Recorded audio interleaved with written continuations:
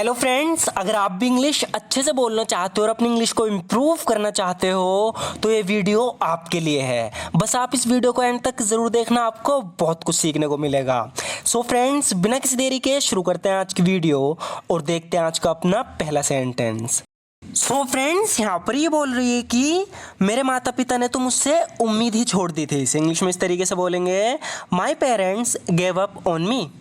My parents gave up on me. So friends, थोड़ा ध्यान से देखना, यहाँ पर हमने एक फ्रेजल वर्ब का यूज़ किया है, गिव अप ऑन समवन, यानी कि उम्मीद छोड़ देना। तो यहाँ पर ये किससे बता रही है कि मेरे माता पिता ने तो मुझसे उम्मीद ही छोड़ दी थी। My parents gave up on me. आगे कह रही है कि लेकिन तुमने कभी मुझसे उम्मीद नहीं छोड़ी। But you never gave up on me. But you never gave up on me. लेकिन तुमने कभी मुझसे उम्मीद नहीं छोड़ी। But you never gave up on me. वो तुम ही हो जो मेरे सबसे बुरे वक्त में मेरे साथ खड़े थे। यहाँ पर कह रही है कि you are the one who stood by my side when I was at my worst. कह रही है कि you are the one who stood by my side when I was at my worst, यानी वो तुम ही हो जो मेरे साथ मेरे सबसे बुरे वक्त में खड़े थे। You are the one who stood by my side when I was at my worst. इसके लिए मैं हमेशा तुम्हारी आभारी रहूंगी। इसे इंग्लिश में बोलेंगे, I will always be grateful to you for this. I will always be grateful to you for this, यानी इसके लिए मैं हमेशा तुम्हारी एहसानमंद रहूंगी, तुम्हारी आभारी रहूंगी। I will always be grateful to you for this. इससे पहले कि मैं उससे मिल पाती वो वहाँ से जा चुका था। यहाँ पर किसी के बारे में बता रही है, कह रही है कि he had gone from there before I could meet him. He had gone from there before I could meet him। तो है कि ये किसी से मिलने गई थी, यहाँ पर इससे पहले कि उससे मिल पाती वो वहाँ से जा चुका था, इसलिए बोल रही है कि इससे पहले कि मैं उससे मिल पाती वो वहाँ से जा चुका था। He had gone from there before I could meet him। काश वो थोड़ी देर और रुक गया होता। इसे इंग्लिश में इस तरीके से बोलेंगे, I wish he had stayed a little longer। I wish he had stayed a little longer। काश वो थोड़ी देर और रुक गया होता। I wish he had stayed a little longer।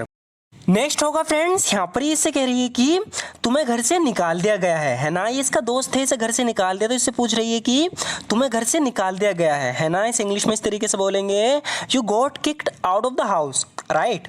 You got kicked out of the house right. तुम्हें घर से निकाल दिया गया है ना। You got kicked out of the house right. मुझे सोचने में डर लगता है कि अगर मुझे घर से निकाल दिया गया तो मैं कहाँ जाऊँगी। यहाँ पर ये कह रही है कि आई ड्रेड टू थिंक, यानी मुझे सोचने में डर लगता है। I dread to think where I will go if I am kicked out of the house.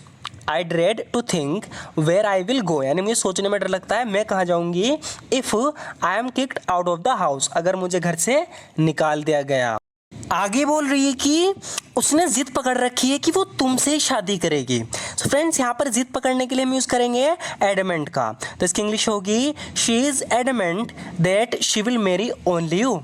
She is adamant that she will marry only you. So friends, यहाँ पर एक छोटी सी टाइपिंग मिस्टेक हो गई है, यहाँ ही की जगह शी आएगा। कह रही है कि she is adamant that she will marry only you, यानी उसने जिद पकड़ रखी है कि वो तुमसे ही शादी करेगी।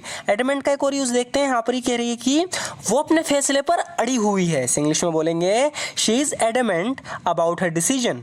She is adamant about her decision, यानी वो अपने फैसले पर अड़ी हुई है। She is adamant about her decision.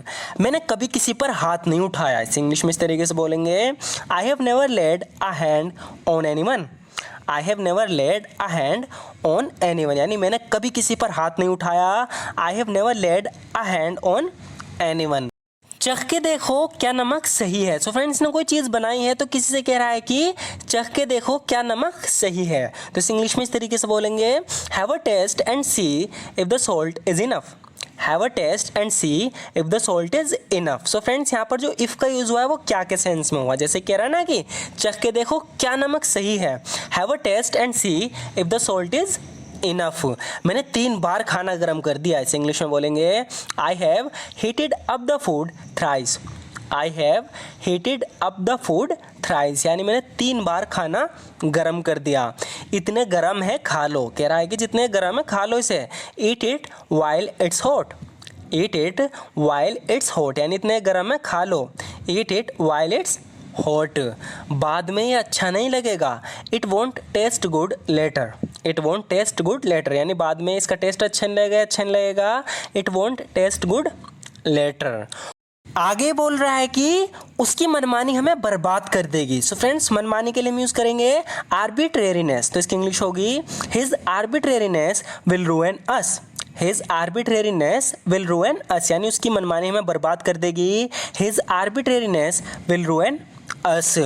उससे ऊपर आकर मुझसे मिलने को कहो, इस इंग्लिश में बोलेंगे tell him to come up stairs and meet me, tell him to come up stairs and meet me. तो ये ऊपर जा रहा है, कह रहा है कि उससे ऊपर आकर मुझसे मिलने को कहो।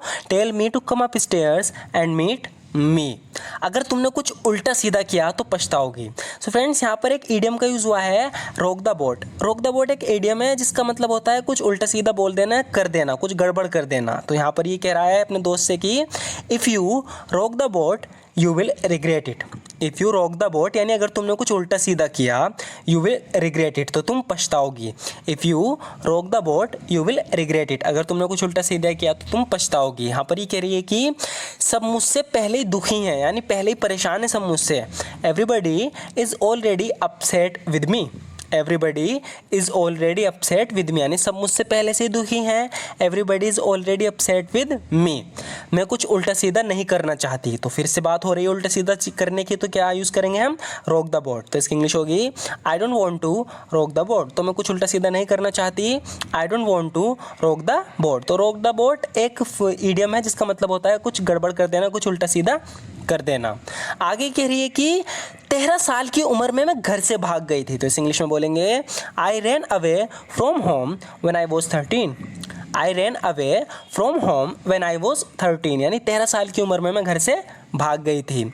सोचा नहीं था तुम यहाँ मिलोगे। तो इसका कोई दोस्त से यहाँ मिल गया, तो कह रही है कि आई डिडंट थिंक, यानी मैंने सोचा नहीं था you would meet me here, तुम मुझे यहाँ मिलोगे।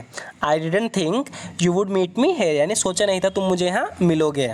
उसने जो ट्रेन ली थी वो 2 घंटे ज़्यादा रुकी रही, यानी कि जो ट्रेन उसने पकड़ी थी वो ट्रेन एक ही जगह 2 घंटे ज़्यादा रुकी रही। तो इस इंग्लिश में बोलेंगे the train he took was held up for over 2 hours. The train he took was held up for over 2 hours, यानी जो उसने ट्रेन ली थी वो 2 घंटे ज़्यादा रुकी रही। कभी शहर आओ तो मुझसे मिलने आना, इसे इंग्लिश में बोलेंगे if you ever come to town come to see me. If you ever come to town come to see me, अगर कभी टाउन आओ यानी कभी शहर आओ तो मुझसे मिलने आना। सो फ्रेंड्स, आज की वीडियो में बस इतना ही। अगर आपको ये वीडियो अच्छी लगी हो, अगर आप इस तरह की और भी वीडियोस देखना चाहते हो, रेगुलर इसी तरीके से प्रैक्टिस करना चाहते हो, तो हमारे चैनल को ज़रूर सब्सक्राइब कर लेना, क्योंकि यहाँ पर इस तरह की वीडियोस आपको रेगुलर देखने को मिलती रहेंगी। तो वीडियो अच्छी लगी तो लाइक ज़रूर कर देना। And thank you so much for watching this video friends.